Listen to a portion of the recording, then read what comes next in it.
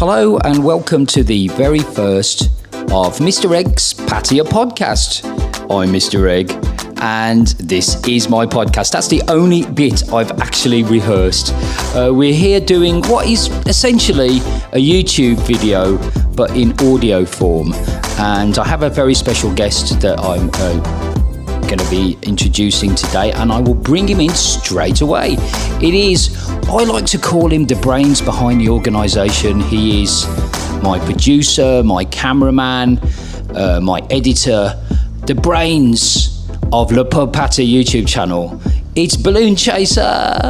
Oh, very nice introduction. Thank you for that. That's all right, mate. Thank you. And it's nice to be here in audio form because we thought about doing a podcast, if not on the channel, but just for the sake of doing a podcast for a while now. Yeah, we thought about it, and we both have the perfect face for a podcast, let's be honest. Well, that was it. I mean, there are several reasons for the podcast. One of them is, of course, I've got a few health issues at the moment. I've had a bit of heart trouble over the last few days. So I've decided to take it easy. And part of me taking it easy is saying, okay, well, we won't go out like we do and video everywhere. We'll just, for a while, just do a podcast, and that will be easier. So that's the first thing. Second reason is for my complete egotisticalness. I've got a tooth missing. for other reasons, my radiant smile is not the same as it usually is, so I've decided that I've got a tooth that isn't there. I look a little bit like Wurzel Gummidge, and if you're not from the England, just look it up. It's a scarecrow. So it's that reason, and also the reason that you're a little bit camera shy. I'm just shy without a camera or with a camera, but you just reminded me when you said heart trouble. You being a West Bromwich Albion supporter of a certain age. Do you remember? Overload. Do you remember? Heart attack. Do you remember Asa Heart Trouble? I do, yeah. Asa Hartford was his real name. Right, nice. Scottish international. Yeah. Yeah, we say rest in peace Scotland at the moment for their footballing prowess. Scottish international had a hole in the heart. Yeah. And actually, my sister, who is now in her mid-60s, was absolutely over the heels in love with Asa Hartford. He was a good-looking guy, wasn't he, and a good player. He had a nice head of hair, blonde locks. He had a nice head of hair, which neither of us do. And as an Aston Villa supporter, I've got to say, he's probably one of Albion's better players, wasn't he, Asa Hartford? Well, he was, yeah. I mean, the only thing I remember about Asa Hartford, he was just a smidgen before I used to go to the Albion a lot. By the way, this is a Pattaya podcast. We will get round to Pattaya in a minute. It's okay, we can talk football because we talk football in the bar. The only thing I remember about Asa Hartford is that he in the old days when it was a leather football, like a real heavy leather football, he went for a shot, missed the goal as most Albion players usually do, and it went into the crowd, which was actually my sister, and it hit my sister flash in the face. And but my sister didn't care because it was Asa Hartford. Wow. Yes.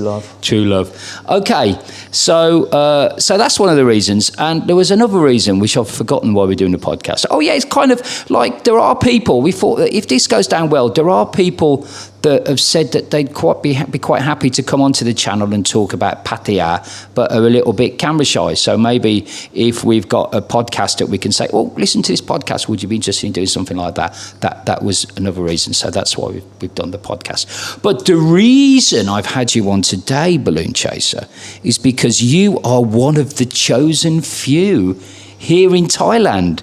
Tell us more. Well, I'm one of the chosen few people, believe it or not, that not many foreigners, not many Falang, not many expats. Falang, dirty Falang. Not many expats have managed to get vaccinated yet for various reasons. And I know some people don't like the vaccine. I'm very pro-vaccine, I have to say. Me too. So the past few weeks, indeed the past few months, I've been trying every which way to find how to get the vaccine. I would say it's borderline obsession that you've had about the vaccine. I've got to take umbrage at that because it's not borderline, it's just straight obsession, really. 24/7, where can I get a vaccine? And finally, this week, I managed to get the first shot of the vaccine. Brilliant. So, all these stories going around, these negative stories about, Falang not get vaccine for many months. Not true, because you've had that. Which one did you have? I had the AZ, but I did have to travel to Bangkok to get it. British vaccine, that's what we want. Get that British vaccine in you. I don't think it's made in Britain, but yeah. Well, it was developed in Oxford, wasn't it? Oxford Partnership, wasn't it? Something like that. Okay. So, we'll come on to the way that you managed to get it in a minute. But first of all, first question, how are you feeling? Absolutely fine. Yesterday, I think we were going to meet and I was feeling tired. But other than that, no side effects whatsoever. So, all good, touch wood, yeah? Okay. So, I think it would be nice to say that if I can reveal a little bit about you, that you have a live-in girlfriend. That's true. Right. And just tell us her story, because let's just say she's a younger, fitter, healthier sort of person that really should be behind the queue in the vaccine stakes. Definitely one of the things people said about Thailand is the way they've rolled out the vaccine hasn't been 100% based on risk. It's been based partly on who you know, what you know, whether you get a vaccine quickly or not. And there's been all these different apps that people have tried to register on, and some of them seem to work and some of them don't. And she saw an app that was taking bookings for vaccine in Pattaya, and I had this app because it was actually one that is usually used to book tables in a restaurant. I think it's called QQ or something similar to that. So you can book yourself into MK, but on this occasion you could also book up for a vaccine. And you went onto this particular application and you could book yourself, no matter who you were, what age you were, how sick you were or whatever. And 5 of your friends, I think it was 6 people you could put down in total. So table for 6 at MK. Yeah. And a vaccine? A vaccine on the side. Wow. Would you like anything with your meat? Yeah, I'd like a vaccine on the side. So she got the first jab about 2 months ago. So was that just for Thai people? Well, it never said explicitly that it was just for Thai people. But unfortunately, unlike booking for MK, they did request a Thai ID number. Okay. And as you say, me being a bit keen to get it, I did try putting my passport number, my telephone number, my inside leg measurement and any other random number. National insurance. Yep, none of it worked. You definitely needed, is it a 13-digit, however many digits is in a proper Thai ID number. So, although it didn't say no dirty foreigners, unless you had that Thai ID card number, you couldn't get past the first screen. Even because there are some dirty Falang that have the pink ID cards, but maybe I heard stories that they accepted those first of all and then they sent you a message, very curt message. Well, some people registered on the More Prom app, the Dr. Reddy app. And is that on, like, that's in the App Store or in a... Yeah, that's a proper official government app that they first of all use for registration, and some people with the pink ID card, which you can get if you own a property and apply for. Some people managed to get registered on that, and some people didn't. It seemed to just depend on what the first number was or what day you tried to register. So it was basically a real lottery even for the Thais? Yeah. I mean, again... they did say that those over 60 went first, and when the one for Pattaya opened up, those had already registered on the More Prom app. The one that many Thai people got over at the Eastern Sports Centre over on the dark side didn't have any prerequisite apart from you were a Thai person who wanted the vaccine. That was it. So she went to get that vaccine, and you told a very funny story about the car park.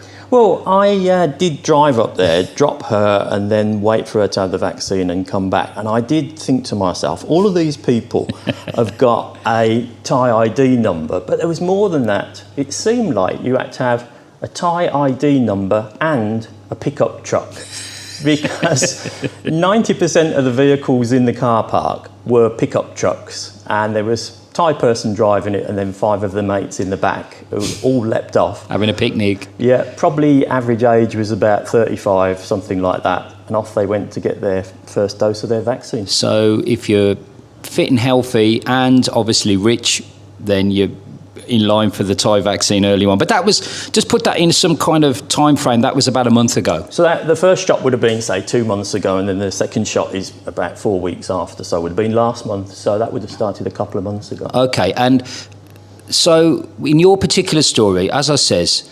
obsessive about getting the vaccine, even thinking about going back home. I did think about going back home because, again, we're not going to talk any more about football, but I saw last weekend many of the Premier League football clubs opened up the terraces so that you could get jabbed. Just walk in, no appointment. This is in the UK, obviously, and mass vaccination of top quality vaccines. Yeah.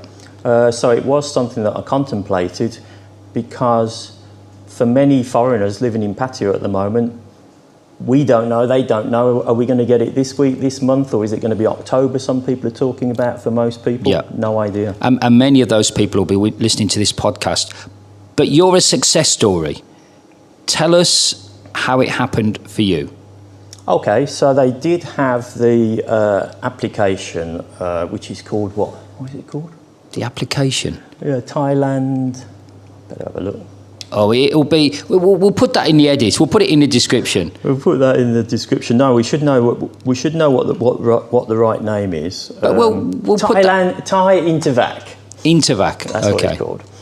So they did open up with a flourish an application called Thai Intervac. This is for non-Thai people to register for the vaccine. Particularly aimed at those who don't have a Thai ID, so foreigners basically, to have the vaccine. And first of all, it was opened up to diplomats. That was the first group. So I don't know why this is, but apparently members of the diplomatic service and members of the press corps, for want of a better word, did get towards the front of the queue. Why that The is? mainstream media does it again.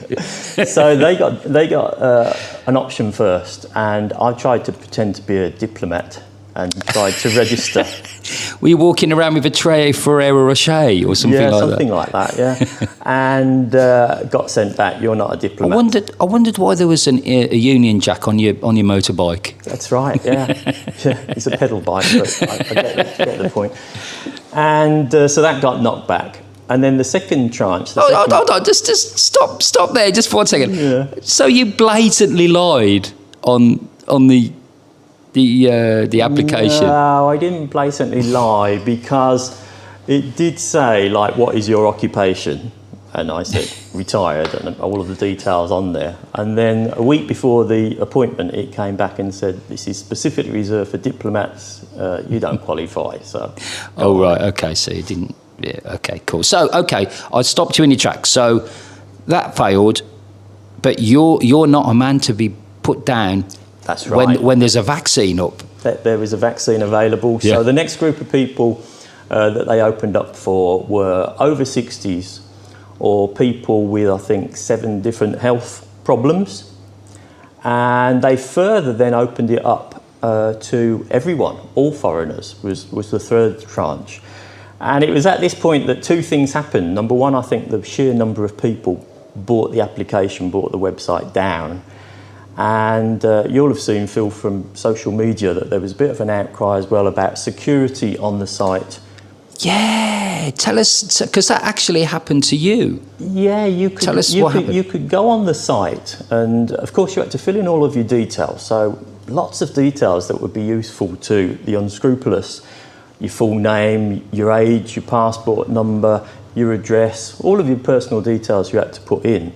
And then, as I was logging out, I saw someone else's personal details, looked like maybe a Chinese or Korean name, definitely not my name. Okay. And I thought, what's gone on there?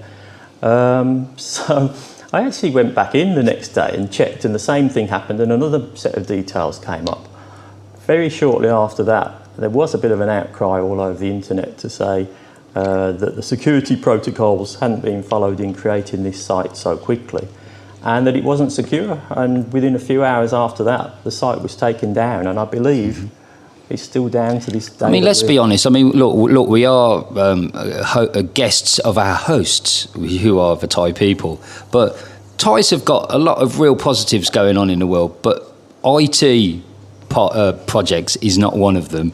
Well, people did comment that it was probably made by the same person that did the 90-day reporting for those that live in Thailand, and that has had a bit of a checkered history, to be polite. So maybe, to be fair, in the speed that they had to develop it and the intention to develop it, one or two corners might have been slightly cut, but the bottom line is it then got taken down. But you still managed to register? Still managed to register, and it said when I registered, check 2 days before to confirm that your appointment exists. Unfortunately, the website being down, couldn't check, do that. Yeah. But nevertheless, 48 hours before, 2 days before, I did get a confirmation email saying turn up at this hospital, which was in Bangkok. Right. And off I went a couple of days ago. And I know that on a personal level, for people that don't know you, I obviously know you better than people that are listening, but you were so excited. I mean, you even told your family back in the UK, and you were so excited about that. Yeah, I'd like to say it wasn't really that exciting. Some people say what was exciting, but when you go for the jab, they take your blood pressure, and I don't have high blood pressure. Right. And it came up high blood pressure. No. And they said, oh, you've got high blood pressure. Are you excited? And I went, oh, yes, I'm very excited. And they went, that's all right then. You go for the jab. Oh, okay, yeah. So as long as I had a good reason that I was excited and gave me high blood pressure. Maybe it was just a smidgen over. Yeah, I did have a look. I think it was about 160 was the top. Whoops. It should be about 120 here. So it was a little bit over. But anyway, I'm still here. Okay, so you've travelled down to Bangkok. They took your blood pressure. What was just set the scene for us in the hospital? So in the particular hospital that I went to, guess what? There are a lot of people there. So. And were they Thai people or Western people? Western people. Okay. Not only Western people, just not Thai, actually. So there were people from all over, as far as I could tell. And you had to go to the 9th floor of the hospital. Obviously, take a lift to get up there. Well, there's a queue for the lift to start with, because you've only allowed 4 people in the lift at any one time because of social distancing. Yeah. So I thought, this is going to take forever. And when I went up, there's great big long queues just to get registered. The chairs aren't quite 2 metres apart. I don't wish to be rude about it, but I did think it's one of the more risky areas, sitting in the waiting room. There's a lot of people in there, a lot of people. But everybody was masked up? Correct. Yeah, and there was no... And you had to have your temperature taken, obviously, to get in the hospital in the first place. So they were doing what they could. But you had to wait a while just to get registered and then have blood pressure check and all that. So then on the magical 9th floor, Nirvana, vaccination Nirvana. Cloud 9 they call it, I think. It's Cloud 9, not floor 9. So how long was you waiting before you actually got the needle? I would think I was probably waiting in total only about 45 minutes. When you actually go in for the registration, it looks like you're going to be there all day. And then once it starts moving, it moves really quickly, because they register you, then you go to a second point and they take your blood pressure and just ask you about any health issues, and then you're into the final point, which is where they give you the jab. Okay.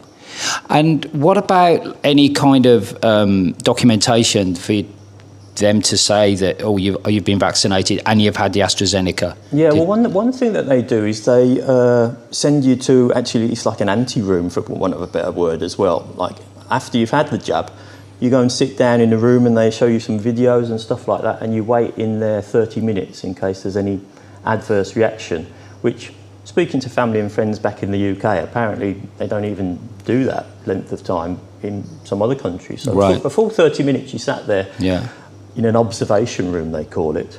And then at the end of that 30 minutes they call your number again, and you get given like a bit of paper which tells you when to go back. And on the videos you get the top tips about don't drink any alcohol for a week, apparently. Yeah. Well, I mean, you're not the biggest drinker, but maybe the odd bottle of wine. Yeah, it's a long time to wait, isn't it? A week, and I'm not sure. No, don't tell me you've been on the lash. No, I've been on the wagon, so on the wagon for a week, and drink plenty of water, get plenty of rest, all these sort of stuff. Then they give you an appointment to come back, so that's what you get after the first jab. When you get the second jab, I think that's when you get like a card, or you can log on to some app to then use for your travel to Phuket or wherever you want to go to. So you need 2 AstraZeneca to go to Phuket? Oh, no. Actually, to Phuket you only need one. You only need one. Yeah. I was just thinking, wouldn't it be ironic, the absolute pinnacle of ironism, irony, if the bars had been closed for months and months like they have, and then they finally opened, and then half of Pattaya got their appointments to have the first jab, and they had the first jab, and they were going, oh great, go and have a few beers down the old gentleman's club, and then it's like, you mustn't drink alcohol for a week. Yeah, I've got a sneaking suspicion people might ignore that advice, but that's what they told me. They told me get plenty of rest, and they saw the video about the side effects, and then you get your second appointment. So when is the second appointment? They shortened it, actually. I think now for AstraZeneca, they were going to do 16 weeks at one point, and now they've shortened it, and it's between 10 and 12 weeks in Thailand before you get the second jab. So there will be people in Thailand that are thinking, I want the jab, the same as you. Yeah. I know that would you be fair in saying you got a little bit lucky, possibly?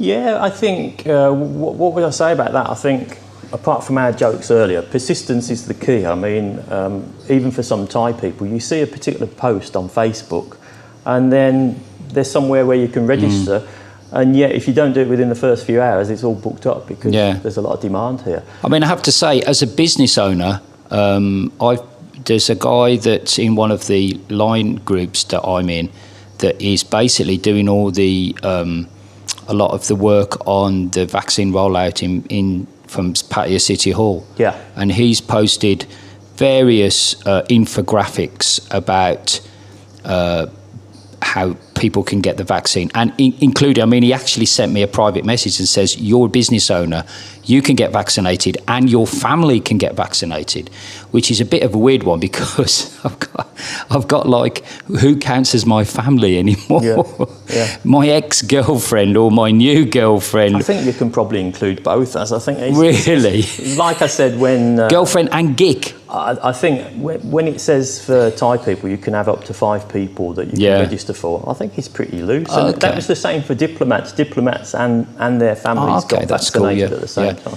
So, but the point I was making was that, there's all that information for me there. And, it's just me. Maybe it's because I've had so much going on in my life the last few days or weeks that I'm like, I'll do it, but it's not the most important. Because again, it's a registration on Google Documents, and that they aren't the safest. I've already registered on Google Docs for a vaccine, but I'm sure that I'm going to have to register again. Okay, so for those people that aren't in Thailand, because most of our people that subscribe to Lapur Pattaya will be from abroad, and they're thinking of coming to Thailand, and obviously a lot of it scientifically hinges on the vaccination process. What kind of message would you give out to those people? Do you think it's a positive message for the vaccination program, that this magical 70% is going to be achievable? Well, I think, again, whether you'd agree with this or not, what Thailand has managed to do is it's aimed the majority of the vaccine that it's got in areas that have got problems. So a lot of it's obviously gone to Bangkok because Bangkok's got most of the COVID cases, but also at those places that it wants to open up. Yes. So there's no doubt whatsoever that, a good proportion of vaccine has gone to Phuket to facilitate the opening, and they're saying that be it 1 shot or 2 shot, the majority of people in Phuket have been vaccinated. Having said that, there are still some reports of expats living in Phuket who haven't yet been vaccinated, so there might be something around that. But Thailand's managed to direct the available vaccine at the problem areas geographically, and also at those areas that it wants to open up. So I'm confident in the sense that Phuket opening up at least partially on the 1st of July, and then a couple of islands shortly after that, and then slightly further down the route, hopefully places like Pattaya, that the central government, the central authority, will direct vaccine towards that to enable it to happen. I agree. I think they've looked at the economic situation. Obviously, the tourism is anything between 20 and 25% of the economy, or it used to be. Certainly isn't at the moment. And they've said, okay, let's throw these vaccines that we've got so we can open up tourism. And tourism is concentrated in specific areas. We always hear about Chiang Mai, we always hear about Koh Samui, Koh Chang, Phuket and Pattaya. So fingers crossed, I know my mate Yui, who's this guy in Pattaya City Hall who's communicating with me about the vaccine program. He says, look, there's 100,000 people that are going to get vaccinated. 2 shots. There's 200,000 shots coming. Get in there, because you're a business owner. We need people like you vaccinated. So it's not all negative. That's basically the point that I was trying to make, and you seem to have backed up as well. Thank you very much for telling us your story. No problem whatsoever. So you are the brains behind Le Pub Pattaya. I do have an input into the web, into the YouTube channel. That is true. Can I just tell the truth? You do everything. I just turn up and just stand in front of the camera with a microphone. I have been called the cameraman. I've been called the videographer. I've been called the producer, the editor, director. Yeah. But then again, I've been called some other things as well. Have I not? Sometimes by you yourself, Phil. Should we tell them that story? Yeah, why not? If people remember when we were filming the water sports day out, that's got a few people's ears pricked up. It was at a water park, the lovely Sanuk water park, when we took the staff from the Le Pub Pattaya there. And basically, I was doing all the, because it was about that time when it was Mr. Egg Action Man, wasn't it? And I was, doing all the water sports in the middle of a sort of a man-made lake. And Balloon Chaser was there, and he'd set up certain cameras on tripods. But I'd got a GoPro, and I was supposed to be filming all the close-ups, and then Balloon Chaser was going to weave his magic and edit it all together. And but what I forgot was that the GoPro was recording the audio at the same time. And what happened was you had a little, you took a turn for the worse. We have had our health problems between the two of us. Yes. Because I don't really want to sound so weak and pathetic, but might as well go for it. But I was looking into the camera and walking down a grass bank, and I twisted my ankle. And I didn't think anything of it, a twisted ankle. And then when I went to put pressure on, bloody hell, it really hurt. Yeah. So anyway, just stood there for a couple of minutes, didn't get any better. Suddenly I started feeling a bit dizzy. So I actually at that point managed to sort of hop on one leg back to the cafeteria area. They've got a nice cafeteria area. Lovely. Sit there, and suddenly the old vision started to go, and I thought, I am going to pass out. And some friends of Le Pub will remember Eileen. Eileen, the chef? Yeah. And she was there that day, paying a visit, was she not? Lovely to see her.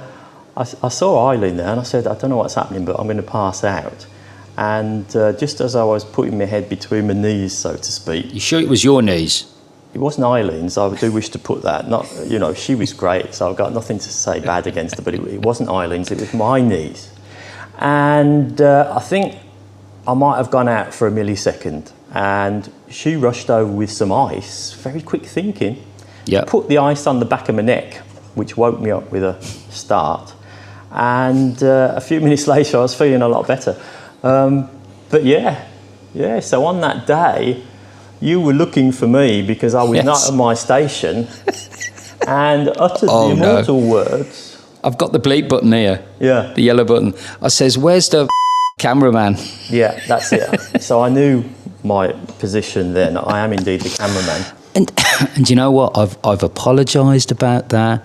Yeah. I've tried to make it up to you. Yeah. I've said sorry. It could have hurt our professional business partnership, and you just won't let it go, will you? Well, the point was, I was on the verge of letting it go last week when you decided to outdo and gazump me just one more time. The incident. Yeah, you're talking about when we were filming for the Pattaya Sandbox video, the video that will never be shown. And and I had a heart attack, basically, to not mince words. But is it true that you said to me, be careful, or you're going to have an heart attack? Yeah, you were messing about on the beach, being a bit of physical exertion. Yes. And I thought, this man's breaking out in a bit of a sweat here. I've not seen that before. It's probably time to stop it. And I did say to you, take it easy, mate, or you give yourself a heart attack. And all I want to know is, what are next week's lottery winner? What lottery numbers? Yeah, I mean, that is recorded for private viewing. People have said, are we ever going to see the video where you have your heart attack? And the answer is a definite no. No, it's never. We just want to. In all seriousness, we joke about it because if you don't joke about things, sometimes you'll cry. We just want to just brush it under the carpet and just forget about it, really, and just move on. Exactly. Yeah, it's not our finest hour. No. But nevertheless, now my twisted ankle pales into insignificance because people take an injured on shoot. You win that prize as well, mate. It is. So, looking at next, because we have a little meeting every week, don't we? Where a production meeting, we like to call it. That's right. Yeah. Yeah. And so we'll have a little production meeting now. So we're doing this podcast because I've just started back in the bar. I'm overexerting myself. I've just took on a new chef. I'm trying to do things, sort of calm things down in my life because I don't want to excite my heart again. What's something I haven't told you, I don't think I've told you, is I'm going to Bangkok tomorrow to see a cardiologist. Okay. So actually, he's the president of the Thailand Heart Association or something. Should be good. Only the best. Oh, I think I did tell you I was going to see it. Yeah. So we're taking things easy, but I think we might squeeze in a proper video next week. Should we? Yeah. Because we've had this idea about we're going to call it. Because the problem we have with videos is as soon as we put an idea out there for a video, if I'm on a live stream, remember live streams? I used to do live streams, remember? Yeah. I used to say, and we've got this idea for a video and we're going to do, boom, what happens next? Well, then you see it in the comments for someone else's channel. Yeah. And the next minute, they've made the video. They've made the video before we've done it, yes. So, yeah. I mean, it is a crowded market out there, YouTube at the moment.